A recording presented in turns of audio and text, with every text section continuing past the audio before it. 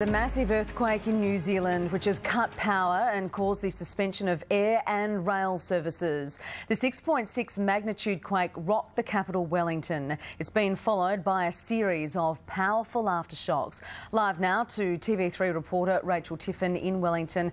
Hi Rachel, how badly has Wellington been hit? Well, our nerves are well and truly shattered, but thankfully no major damage reported.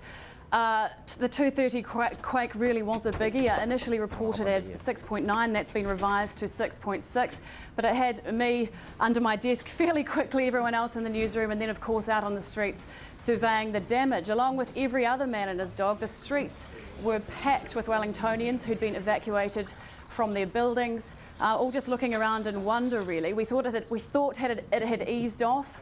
We've had a few quiet weeks since last month's quake, and here we go again. So emergency services were out patrolling again, engineers out on foot rechecking buildings. We have hundreds of buildings in Wellington that have been identified as earthquake prone, in need of strengthening, so they'll be back to square one, some of those there. As I say, thankfully no injuries, but some people, we understand, were trapped in elevators for some minutes, which must have been terrifying. I spoke to another chap who was in a crane.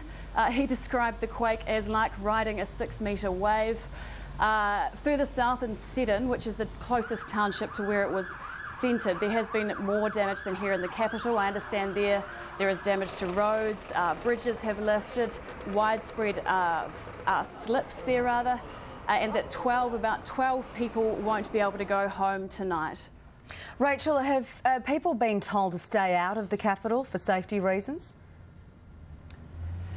People have been sent home from work early. I mean, most of us would like to be sent home early on a Friday, just not for this reason, but I think until those buildings have been checked to ensure that they're safe to go back into, that'll be on hold. I guess in a way it is good in that sense that it is a Friday. They've got the weekend to do that, but as I say, an abundance of frayed nerves here in the capital as we wait and live through a series of shocks. We had another one just an hour ago that registered 6.2. OK, well, thank you very much. We really appreciate your time. Make sure you and your friends stay safe. Thank you, Rachel.